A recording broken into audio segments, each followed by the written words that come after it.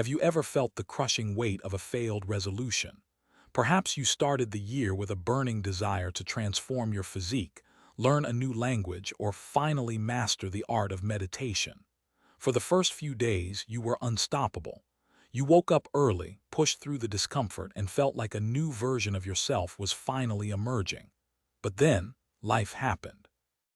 A late night at the office, a minor illness, or simply a rainy Tuesday afternoon drained your energy, and suddenly, that mountain of resolve crumbled into a molehill of guilt. This cycle of soaring ambition followed by inevitable abandonment is not a personal failure. It is a design flaw in how we approach change. Most of us have been taught that if we want to change our lives, we need more willpower, more discipline, and more hustle. We are told that if we aren't succeeding, we simply don't want it badly enough. This book is here to tell you that this perspective is fundamentally wrong. Transformation does not require a heroic overhaul of your personality. Instead, it requires a radical shift in your strategy. In the pages that follow, you will discover the science of behavioral design. You will learn why your brain is wired to resist big changes and how you can work with your biology rather than against it. We will explore the three fundamental variables that dictate every single thing you do, from brushing your teeth to launching a business. By the time you finish this journey, you will understand that the secret to massive, long-term success isn't found in grand gestures, but in the mastery of the tiny. We are going to deconstruct the myths of motivation and replace them with a practical, repeatable system for creating habits that actually stick. This isn't just about doing more. It's about becoming the architect of your own behavior so that positive change becomes as natural and effortless as breathing. Before we dive into the mechanics of habit formation, it is essential to understand the landscape we are navigating. This book is built on the premise that human behavior is not a mystery, but a predictable outcome of specific environmental and psychological factors. We will be exploring the B equals MAP model, a framework that suggests behavior B happens when three elements converge at the same moment: motivation M, ability A, and a prompt P. Throughout our exploration, we will look at how these three variables interact. We will see how motivation is like a fickle friend, wonderful when it shows up, but completely unreliable when things get tough. We will examine the concept of ability and why making a task easier is the most effective way to ensure it gets done. Finally, we will look at prompts, the invisible triggers that tell our brains when it's time to act. The core philosophy here is tiny. We are moving away from the go big or go home mentality that leads to burnout and instead focusing on the small wins that create a sense of momentum. You will learn how to break down your loftiest aspirations into bite-sized, manageable behaviors that require almost no willpower to execute. This orientation is your roadmap for the chapters ahead, setting the stage for a life where change is no longer a struggle, but a series of successful, small-scale experiments that lead to a total life transformation. We live in a culture that worships the big push. We love stories of athletes who train until they collapse or entrepreneurs who work 20-hour days to achieve their dreams.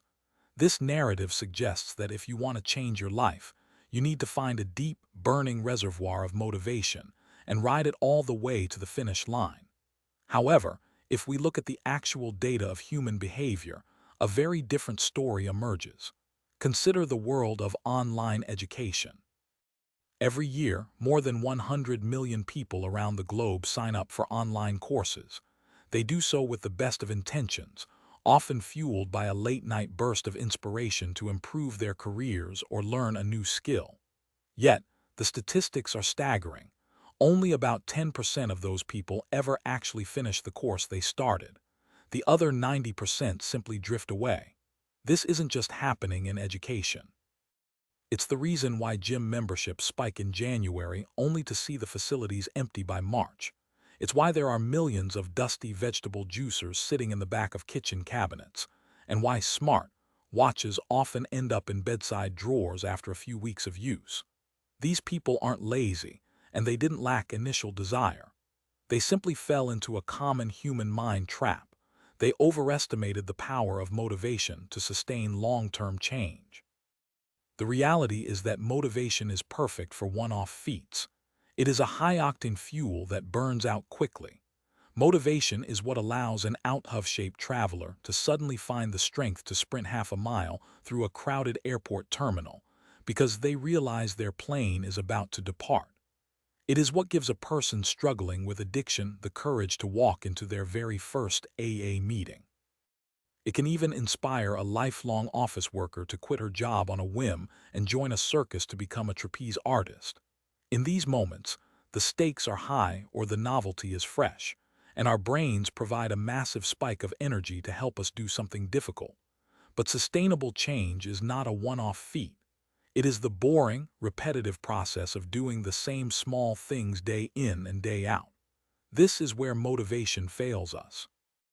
When you focus on your aspirations, those high-level, abstract goals like losing 12% of my body fat, being a more patient parent, or reducing my screen time, you are focusing on the destination rather than the path. Aspirations are descriptions of results, not instructions for action. To illustrate this, imagine a scenario where someone offers you $1 million in cash if you can lower your blood glucose level by 10% within the next 5 minutes. You would be incredibly motivated. You would want that money more than almost anything. But no matter how much you want it, you cannot simply will your blood sugar to drop. You cannot will yourself to lose 10 pounds before dinner or will yourself to have a perfect night's sleep tonight. These are outcomes, not behaviors. Behavior is the bridge that connects who you are now with the person you want to become. Let's look at the aspiration of building an emergency savings fund. Most financial experts suggest having a few $1,000s tucked away for when the roof leaks or the car breaks down. This is a great aspiration. However, you cannot do a savings fund right now.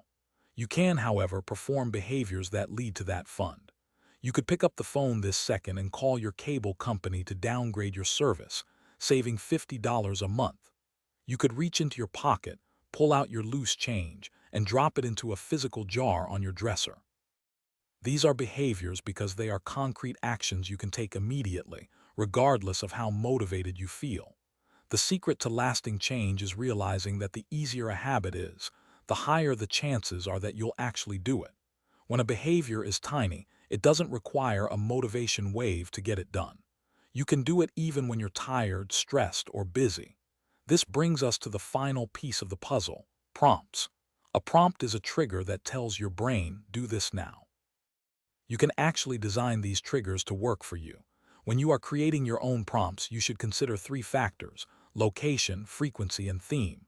For example, if you want to start a habit of doing 2 push-ups, you might use a location prompt.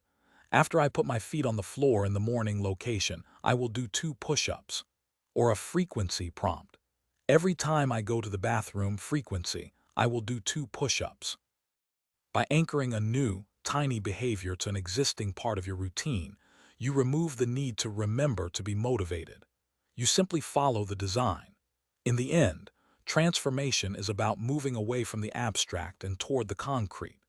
Stop waiting for the lightning bolt of inspiration and start designing small, reliable prompts for easy behaviors. That is how you bridge the gap between where you are and where you want to be. As we conclude this exploration of behavioral design, the most important takeaway is a shift in perspective. You are not the problem. Your system is. For too long, we have blamed our lack of character or willpower for our inability to change. We have looked at our abandoned projects and half-finished goals as evidence of personal inadequacy. But as we have seen, even the most motivated people fail when they rely on motivation alone. The key insights we've covered provide a new way forward. First, remember that small is mighty. By shrinking your goals down to their tiniest versions, you make them willpower-proof. Second, understand the vital distinction between an aspiration and a behavior. Don't try to be healthier. Instead, focus on the specific, immediate actions like putting on your walking shoes or eating 1 piece of fruit that lead to health. Third, use the power of prompts. Don't leave your success to chance. Anchor your new habits to the reliable rhythms of your existing life. This knowledge matters because it grants you agency. When you understand the mechanics of how habits are formed, you no longer have to be a victim of your impulses or your environment. You can become the architect of your own daily experience. As you move forward, I leave you with this thought. What is the smallest possible step you can take today toward your biggest dream? Don't worry about the mountain. Just look at the very next inch of the path.